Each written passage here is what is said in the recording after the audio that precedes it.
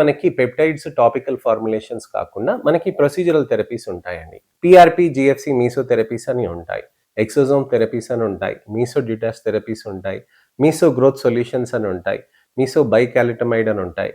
ఇన్ని రకాల థెరపీస్ మనం చేయవచ్చండి. అసలు మీకు వెంట్రుకలు ఎన్ని ఊడుతున్నాయి, మరి ఎప్పుడు స్టార్ట్ చేయొచ్చు సార్? నాకు మందులు రాసి ఇచ్చేయండి, నేను ట్రీట్మెంట్ చేసుకుంటాను, తర్వాత 2 నెలల తర్వాత వస్తాను అని అంటారు.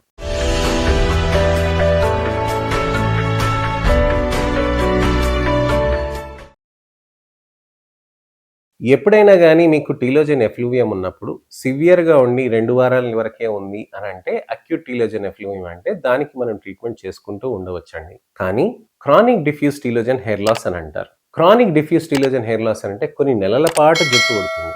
ఆ జుట్టు ఊడుతూ మీకు జడ పలచగవటం, అలానే జుట్టు తగ్గిపోయి మీకు మాడు కనిపించటం తలస్నానం చేసి రాగానే, అప్పుడు అలా ఉంటే గనక ఖచ్చితంగా మీరు ట్రీట్మెంట్ ఇమీడియట్ గా స్టార్ట్ చేసుకోవాల్సిన అవసరం ఉంటుంది. అదేం డాక్టర్ గారు, అసలుకి మనము ఇంజెక్షన్స్ చేయాల్సి వస్తుంది కదా పిఆర్పి థెరపీ అని అంటే చాలా మంది ఆలోచిస్తూ ఉంటారు. మీకు ఫస్ట్ సెషన్స్ లో మీకు నమ్మింగ్ క్రీమ్ పెట్టేసి దాన్ని క్లెన్స్ చేసి రోల్ చేసి మసాజ్ చేస్తామండి. సెకండ్ సెషన్ లో చిన్నపాటిగా చేస్తారు. ఎప్పుడైనా కానీ ఇబ్బందిగా ఉందనంటే చేతులు ఎత్తి ఆపి నాకు వద్దని, నాకు ఈ విధంగా ట్రీట్మెంట్ చేద్దాము అని అనుకుంటే మనం ఆ ట్రీట్మెంట్ ఆ విధంగా మనకి రోలింగ్ తోటి మైక్రో నీడ్లింగ్ తోటి మనం చేసుకోవచ్చు అనమాట.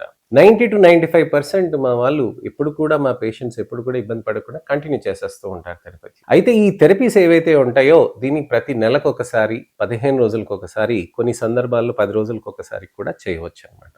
ఈ థెరపీస్ చేయటం తోటి వెంట్రుకలు ఊడటం అనేది మంచిగా తగ్గుతుందండి. అలానే మంచిగా కుదుర్ల దగ్గర స్ట్రెంత్ అనే మంచి ట్రీట్మెంట్స్ అనేవి వస్తాయి. సార్ నేను హెయిర్ ట్రాన్స్ప్లాంటేషన్ చేయించుకుంటాను సార్, అసలు హెయిర్ లాస్ అవుతుంది, నాకు విపరీతంగా అవుతుందని కొంతమంది వచ్చి అడుగుతారు. Hair transplantation is not a cure for hair loss. Telogen effluvium జరుగుతున్నప్పుడు మీరు హెయిర్ ట్రాన్స్ప్లాంటేషన్ అనేది చేసుకోకూడదు. ఇలాంటివి అనేటివి మీరు బేసిక్స్ అనేటివి మీరు ఎప్పుడు కూడా గుర్తుపెట్టుకోవాల్సిన అవసరం ఉంటుంది. స్కాల్ప్ మైక్రో పిగ్మెంటేషన్ అని ఇంకో ప్రొసీజర్ కూడా ఉంటుంది. ఇలాంటి అనేక రకమైన థెరపీస్ మనకి అవైలబుల్ ఉన్నాయి. ఇంకేమైనా సందేహాలు కానీ, అపోహలు కానీ, ప్రశ్నలు ఉంటే గనక తప్పకుండా నాకు కామెంట్ సెక్షన్లో పెడితే దానికి తగ్గట్టుగా నేను మీకు వీడియో రిప్లై కానీ, టెక్స్ట్ రిప్లై కానీ మంచిగా చేయగలుగుతానండి. నెక్స్ట్ వీడియోలో మళ్ళీ నేను మీకు కలవాలి అని అంటే నా ఛానల్ సబ్స్క్రైబ్ చేసుకొని నోటిఫికేషన్ బటన్ నొక్కండి. నా ఈ వీడియోస్ని దయచేసి లైక్ చేసి షేర్ చేయండి.